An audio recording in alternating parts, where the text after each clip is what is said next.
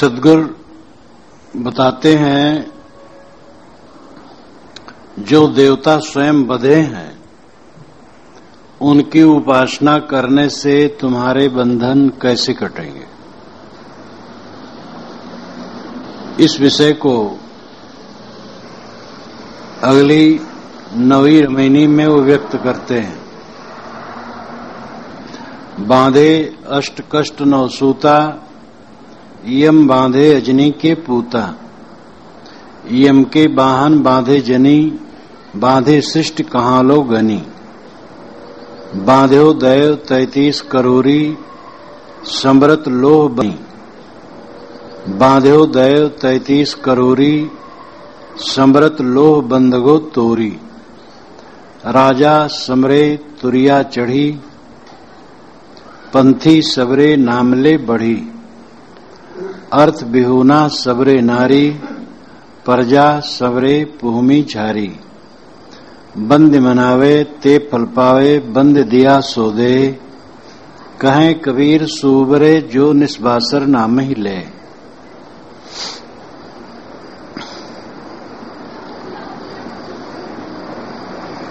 सदुर कहते हैं, बांधे अष्ट कष्ट 9 सूता। 8 में और 9 के कष्टदायी सूत में सब बंधे। बीजक में कबीर साहब ने संख्यावाचक वाणियां कई जगह कही हैं, जैसे ई सातों औरों हैं, 7 9 और 14 भाई।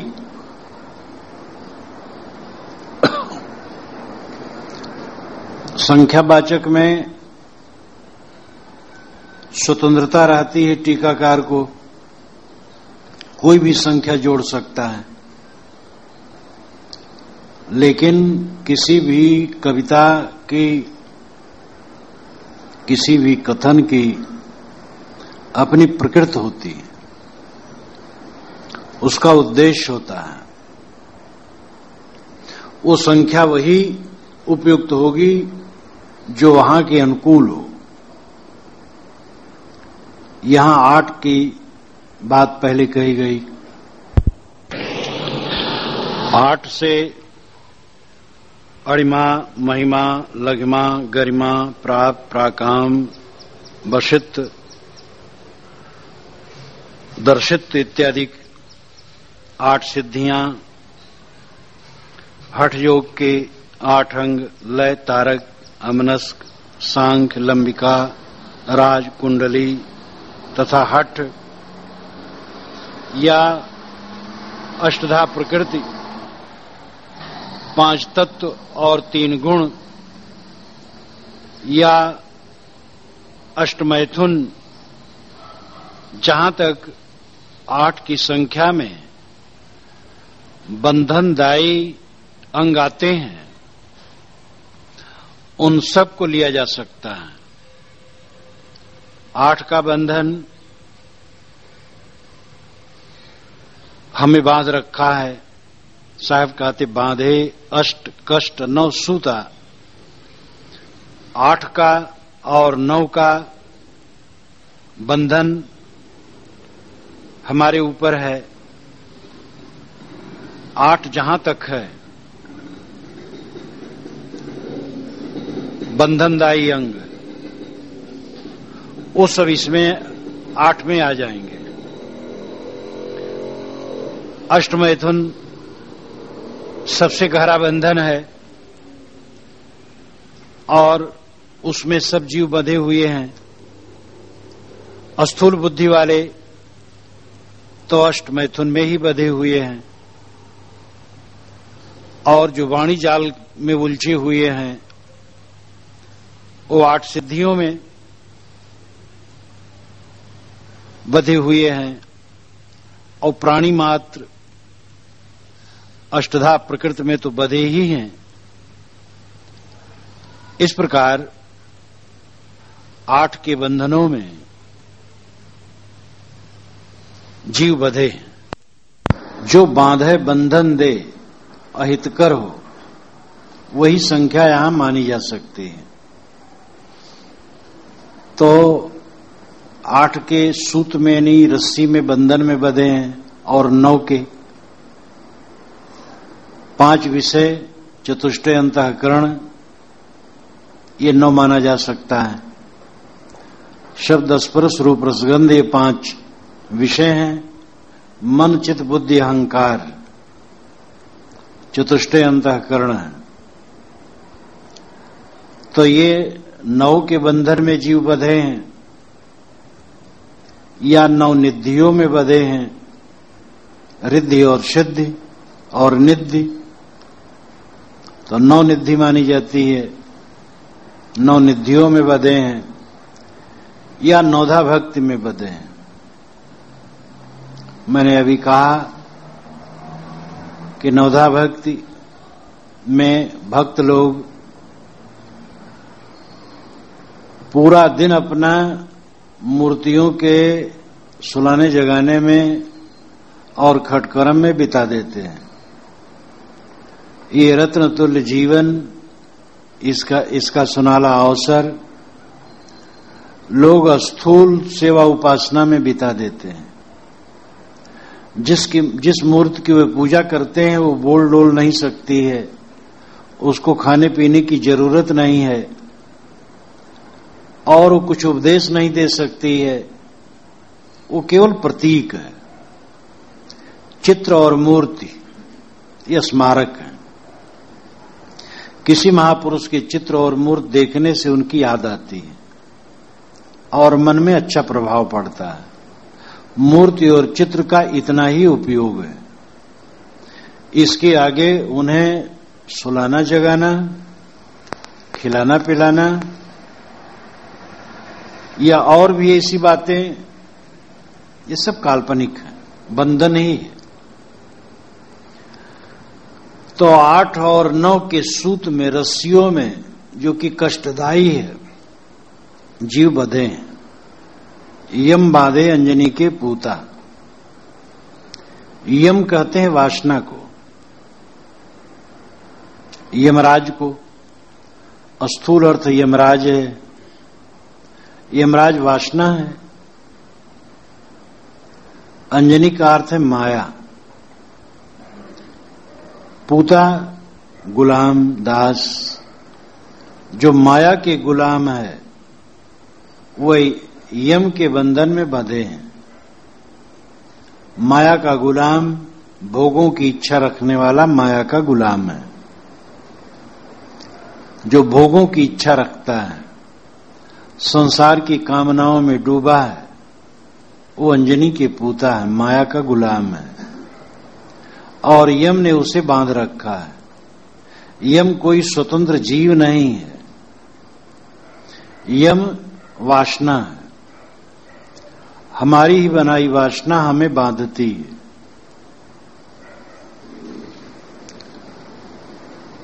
हम किसी प्रकार की आदत बना लेते हैं।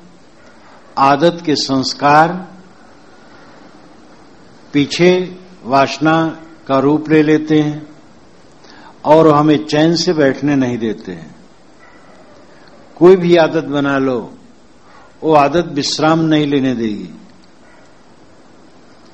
हमारे मन की वासनाएं यम है और हम माया के गुलाम हैं, इसलिए वो बांध रखे हैं। हमारी माया की गुलामी टूटे तो वासना कुछ नहीं। यम के वाहन बांधे जनी, बांधे सृष्टि कहां लो गनी। यम के बाहों में बांधे जनी। जनी का मतलब है जो कुछ पैदा हो, उत्पन्न हो। सृष्टि के बांधे सृष्टि कहां लो गनी, यानी सृष्टि के सभी प्राणी यम के हाथों में बंधे। सामान्य से लेकर के श्रेष्ठ तक अच्छे पढ़े लिखे लोग वासनाओं के गुलाम हैं। धारा प्रवाह वक्ता हैं, कई भाषाओं के विद्वान हैं, धर्म शास्त्रों के भी बारीकी से अर्थ करते हैं, लेकिन मन के गुलाम हैं, गंदी गंदी आदतों में पड़े हैं। अपनी किशोरावस्था में मैंने एक पंडित का नाम सुना था कि वह गीता के बड़े पंडित हैं, शास्त्र उनकी जबान पर है। एक बार जब अवसर पड़ा, उनके पास बैठा, बहुत से लोग बैठे थे और सचमुच उनकी वाणी से श्लोक पर श्लोक निकलते थे। शास्त्र उनकी वाणी पर मानो तैरते थे, लेकिन साथ साथ उनकी अश्लीलता, वासनाओं की बातें सुन करके जी उब गया। मेरी उम्र उस समय 14-15 की रही होगी और उनकी उम्र 70 की रही होगी। अच्छे पंडित थे, लेकिन अपनी बातों में उधर तो शास्त्रों की बातें खूब कहें और वासना की बातें साथ साथ कहें। इतना अश्लील कहें कि मेरा जी उब गया। इतने बड़े बुजुर्ग को मैं क्या कह सकता था। बहुत से लोग बैठे थे वहां, मैं वहां से उठ के चला गया। विद्या का अभ्यास कर लेना, शास्त्रों का अभ्यास कर लेना कोई कठिन नहीं, लेकिन मन को ठीक करना यही कठिन है। और जो कर ले उसके लिए सरल है, और बेड़ा पार इसी में होगा जब मन हमारा ठीक हो। साहब कहते, यम के वाहन बांधे जनी, बांधे सृष्टि कहां लोगे नहीं। जहां तक जनी पैदाइश है, पैदा हुए लोग, सारी सृष्टि यम के हाथों में बंधे हैं, मन के हाथों में, वासनाओं के हाथों में बंधे हैं। बड़े आलिम व फाजिल हैं, मगर विषयों के बस होकर उसी रास्ते से आ निकले जिधर नादान घिसता है। बांधो दैव 33 करोरी, समरत लोह बंदगो तोरी। मनुष्यों को विश्वास है कि देवताओं का स्मरण करते ही लोह बंधन टूट जाएगा। समरत लोह बंदगो तोरी, समरत स्मरण करते लोह का बंधन, लोह जैसा कठिन बंधन जो भवसागर का बंधन है, भवबंधन है, वो देवताओं का स्मरण करते टूट जाएगा। बांधो दैव 33 करोरी। साहब कहते हुए 33 करोड़ देवता भी बंधे हैं, जिनके स्मरण से तुम अपने कठिन बंधनों से मुक्त होना चाहते हो। वह 33 कोटि देवता स्वयं बंधनों में बंधे हैं। देवताओं के विषय में जहां तक धारणा है वो प्राकृतिक है।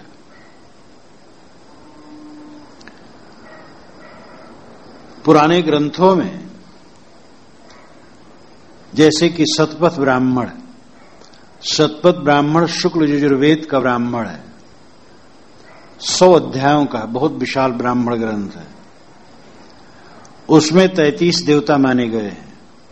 8 वसु हैं, धर, ध्रुव, सोम, विष्णु, अग्नि, वायु, प्रत्यूष और प्रभास। 11 रुद्र हैं, हर, बहुरूप, अंबक, अपराजित, कपर्दी, रैवत, मृगव्याध, वृषाकप, शंभु, शर्व और कपाली। 12 आदित्य हैं, धाता, अर्जमा, मित्र, वरुण, इंद्र, व्योस्वान, पूषा, क्रतु, अंश, भक्त, त्वष्टा और विष्णु। इसके बाद इंद्र और प्रजापति। ये 33 सब होते हैं। बृहदारण्यक उपनिषद के अनुसार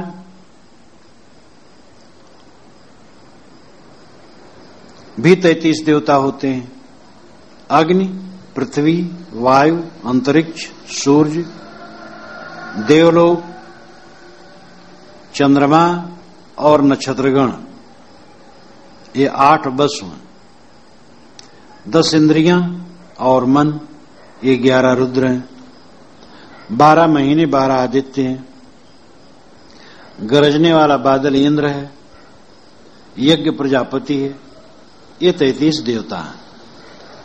कहीं तो ऐसे नाम है कि जो व्यक्ति के रूप में है और कहीं पदार्थ के रूप में। 33 देवताओं की कल्पना पुराने ग्रंथों में है और इसमें एक एक देवता के पीछे 99,99,999 की संख्या बढ़ाकर 33 कोटि देवता की कल्पना कर ली गई। निश्चित है पहले जमाने में देवता का अर्थ होता था चमकने वाला। वेदों में जहां तक आया है उसका अर्थ यही, देवता नाम चमकने वाला, चांद सितारे। आगे चल करके देवताओं का व्यक्तिकरण किया गया, वे व्यक्ति के रूप में। लेकिन देवताओं का जो चित्रण है पुराणों में, उनके आचरण काफी शिथिल है। जो बड़े बड़े देवता हैं, ब्रह्मा विष्णु शंकर, उनके ही आचरण शिथिल बताए गए हैं। इंद्र जो देवताओं का बड़ा मालिक है, वो पुलोम नामक दानों की कन्या शची का अपहरण करता है और वध करता है, और शची का जो संभावित पति है उसका भी वध करता है। एक लड़की को हरण करने के लिए वो लड़की के पिता को मार डालता है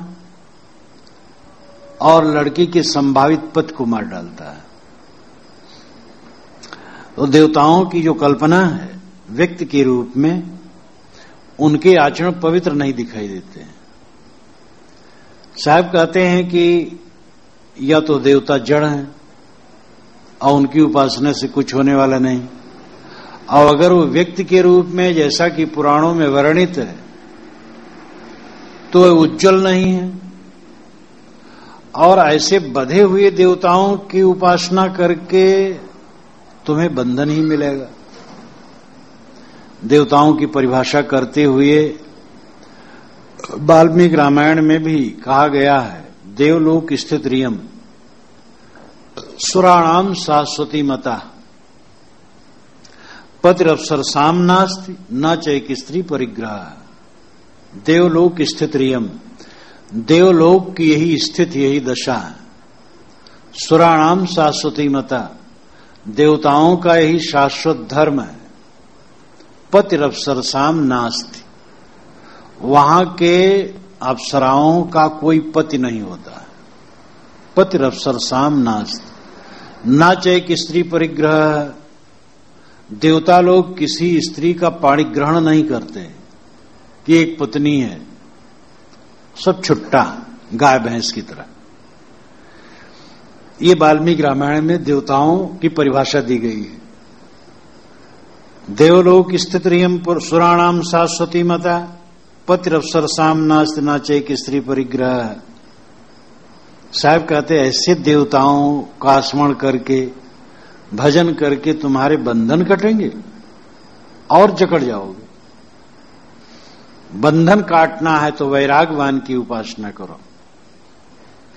जिसके बंधन कटे हैं उसकी उपासना करो, उसकी संगत करो, तब तुम्हारे बंधन कटेंगे।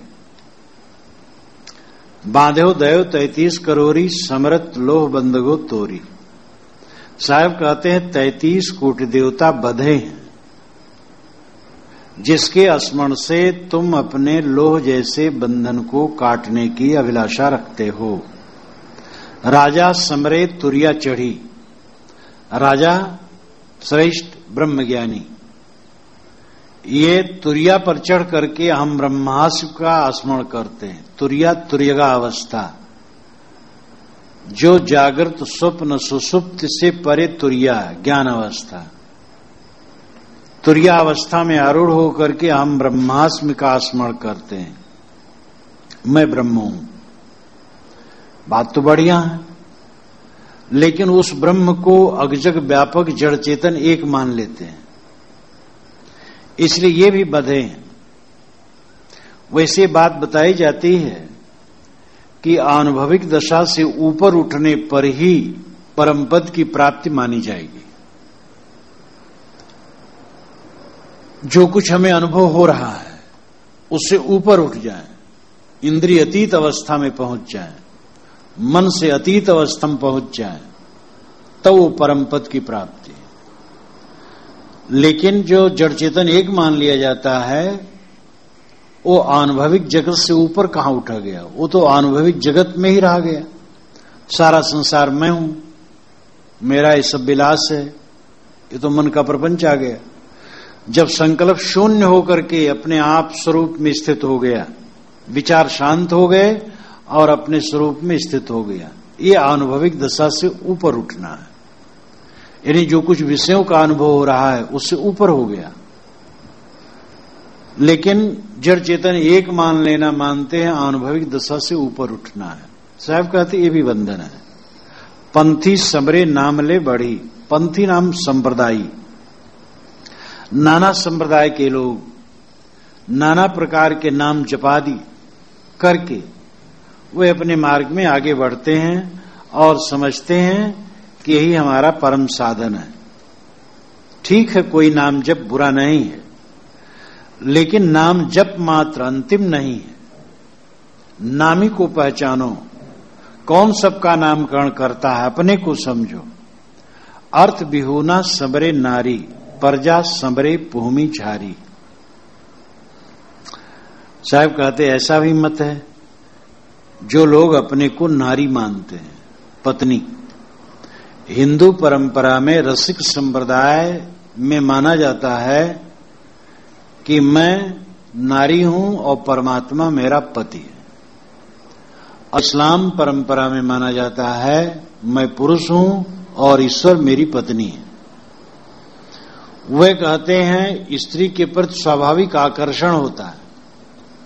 अगर हम खुदा को स्त्री माने तो उसके लिए स्वाभाविक आकर्षण होगा, इसलिए अच्छा है। हिंदू लोग कहते हैं कि नहीं, हम पत्नी हैं, परमात्मा पति है। ये रसिक संप्रदाय वेदों में, शास्त्रों में, उपनिषदों में इसकी कहीं गंध नहीं है। एक कृष्ण उपासना के बाद चली और उन्हीं की देखा देखी राम उपासना वालों ने भी स्वीकार लिया।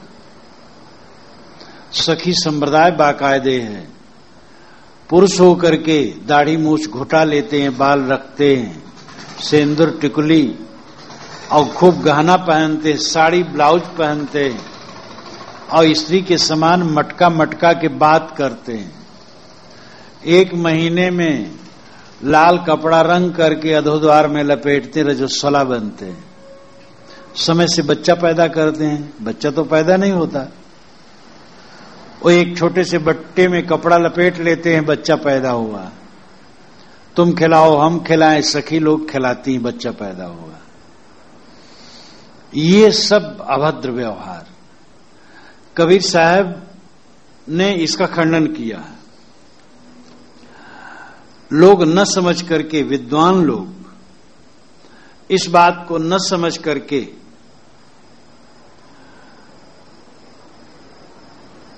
हरि मोर पियू मैं राम की बहुरिया वाले पद को मान लिया है कि कबीर साहब स्वयं रसिक संप्रदाय को मानते, माधुर्य भक्ति मानते हैं। उसकी पूरी पंक्तियों को पढ़ डाली है तो खंडन के लिए। लेकिन पता नहीं ये विद्वान कहलाने वाले क्या ये घास छीलते हैं कि विद्या पढ़ते हैं। उसमें पूरा विवरण है, खंडन है पूरा रसिक संप्रदाय का, लेकिन ऊपर की पंक्ति लेकर के उड़ गए। कबीर साहब कहते हैं अर्थ बिहुना सबरे नारी। अर्थ नाम धन, धन बिहुना, धन की इच्छा त्याग कर निष्काम भाव होकर के केवल परमात्मा पति मिले, इसकी कामना करते हैं। प्रेम सत्संग सुधा माला में लिखा है कि मैं परमात्मा पतिदेव का हाथ धुला रही हूं, रहा हूं नहीं रही हूं, पान खिला रही हूं, उनके पैर दाब रही हूं और उनका चबाया हुआ पान का बीड़ा अपने मुख में लेकर के खा रही हूं और इस प्रकार भक्ति में खूब मगन रहे, रात दिन परमात्मा पद के लिए समर्पित रहे, अपने को माने। एक बार रसिक संप्रदाय वाले ट्रेन में जा रहे थे तो टीटी वहां गया और स्त्रियों का डब्बा था। टीटी गया तो देखा, कहा आप तो पुरुष लगते हैं। तो मेरा अरे हम हो कि स्त्री मानो, हम हो कि स्त्री मानो। कैसे आपको स्त्री माने, आप तो पुरुष हैं। कहने नहीं, हमें भी स्त्री मान लो। उन्होंने कहा बहुत गलत है, स्त्रियों के बीच में आप स्त्री कपड़ा पहन के बैठ गए, पुरुषों में चली। ऐसा कुपंथ है। ये कौन सी भक्ति है? अर्थ विहोना सबरे नारी, अपने को नारी मानने वाले संसार से निष्काम होकर के केवल उन्हीं को चाहते, हे भगवान तुम मिलो, और गला मिला करके दोनों सो जाएं। यह अर्थ विहोना सबरे नारी। जो नारी बने लोग पद परमात्मा का स्मरण करते हैं, वे अर्थ विहोना, निरर्थक, निष्प्रयोजन, बेअर्थ की बात करते हैं। अरे पति तो तुम स्वयं हो, सारे ज्ञान विज्ञान और कल्पनाओं की तुम स्वयं पति हो। प्रजा समरे पुहमी झारी, साहब कहते पुहमे की झारी नाम झार झारा प्रजा। किसी प्रकार स्मरण चिंतन में लगे हैं, अच्छा है। कुछ भक्ति के मार्ग में लगना ठीक है, लेकिन आत्मबोध होना चाहिए। प्रजा समरे पुहमी झारी, पुहमी पृथ्वी, झारी बिल्कुल सब, पृथ्वी के सभी, भूमंडल के सभी मनुष्य प्रजा। कोई न कोई देवी देवता भगवान भवानी का जब तब पूजन अर्चन करता है, लेकिन परोक्ष में जहां तक निर्जीव देवताओं की पूजा है वो एक बाल खेल है। अदृश्य कल्पना में जो हम देवताओं को देखते हैं वो भी बाल खेल है, एक सात्विक मनोरंजन है। और शुरुआत अगर कोई ऐसा किया कोई बुरा नहीं, लेकिन यथार्थ ज्ञानी पुरुष के पास जाना चाहिए। और जो सबका पति है, सबका मालिक है, वो हृदय निवासी जीव है, चेतन है, जो सारे ज्ञान विज्ञान का कर्ता है, जो देवी देवताओं की भी कल्पना करता है। उस कल्पक साक्षी दृष्टा मनता बोधा का बोध होना चाहिए, अपने स्वरूप का बोध होना चाहिए। बंद मनावे ते फल पावे, बंद दिया सो दे। बंदी का अर्थ है बंधन और बंदी का अर्थ है वंदना। ये दोनों ढंग से इसका अर्थ हो सकता है, दोनों किया गया है। बंद बनावे ते फल पावे, जो बंधे लोग हैं उनको जो मनाएगा, प्रार्थना करेगा, ते फल पाए, वही फल पाएगा, बंधन पाएगा। जो बंधे हुए की वंदना करेगा बंधने तो पाएगा। रागी भोगी आदमी की उपासना करेगा, वैराग कैसे होगा? बंध दिया सो दे, जो बंधन में है वो बंधन देगा। जिसके जीवन में ही बंधन है वो ज्ञान की बात कैसे बताएगा? या बंद मनावे ते फल पावे, जो ऐसे देवी देवताओं की या मालिक की वंदना करेगा वही मोक्ष फल पाएगा। बंद दिया सो दे, क्योंकि जिसने बंधन दिया है वही मोक्ष भी देगा।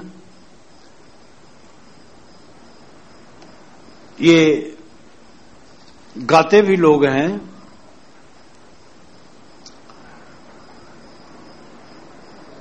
कि भगवान ने हमें बंधन दिया है और भगवान ही हमें मुक्ति देंगे। हे प्रभु, तू ही ने ये माया जाल मेरे ऊपर डाल दिया है और तू ही इस माया जाल से मुझे छुड़ा सकता है। तो इस प्रकार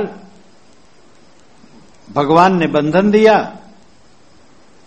और भगवान को स्मरण करने से ही मुक्ति दे देगा। कहें कबीर सुबरे जो निस्वासर नाम ही ले। साहब कहते ऐसे उपासक लोग यही मानते हैं कि जो रात दिन नाम जपेगा वो मुक्त हो जाएगा। कबीर साहब ने पूर्व पक्ष की बातें जगह जगह खूब कही और कह करके परखाया है। इस पूरी रामायणी में दो बातें आती हैं। एक तो बंधन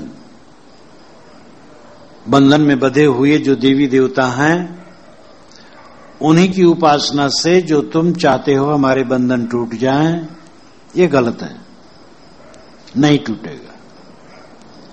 बंधन है वासना, बंधन है मोह, बंधन है आसक्ति। अपने स्वरूप के अलावा जो कुछ बाहर है उसका राग बंधन है, और उसी में सब जीव अपने स्वरूप को भूल करके बंधे हैं। तो बंधन मन का मोह है, पहली बात। दूसरी बात, जो बंधनों से छूटना चाहते हैं लोग, वह ऐसे लोगों की उपासना करते हैं जो स्वयं बंधन में बंधे हैं। अगर कल्याण चाहते हो तो ऐसे की उपासना करो। ते साहेब के लागहु साथा दुख मेट के हो सुनाता। पूरा साहेब से ये सब विध पूरा हो। जहां धीर गंभीर अति निश्चल तहां उठ मिलो कबीरा। जो धीर गंभीर निश्चल हो, जिसने अपने पूरा हो। जहां धीर गंभीर अति निश्चल तहां उठ मिलो कबीरा। जो धीर गंभीर निश्चल हो, जिसने अपने को स्ववश किया हो, उसकी शरण में जाओ, तब बोध मिलेगा, ज्ञान मिलेगा। और जो बंधन में बंधे हैं, उनसे तुम्हारा निर्बंधन नहीं होगा। वासनाओं का त्याग और अमृत स्थित। जो धीर गंभीर निश्चल हो, जिसने अपने को स्ववश किया हो, उसकी शरण में जाओ, तब बोध मिलेगा, ज्ञान मिलेगा। और जो बंधन में बंधे हैं, उनसे तुम्हारा निर्बंधन नहीं होगा। वासनाओं का त्याग और अमृत स्थित। इन दो विषयों पर अगली रामायणी में सद्गुरु प्रकाश डालते हैं।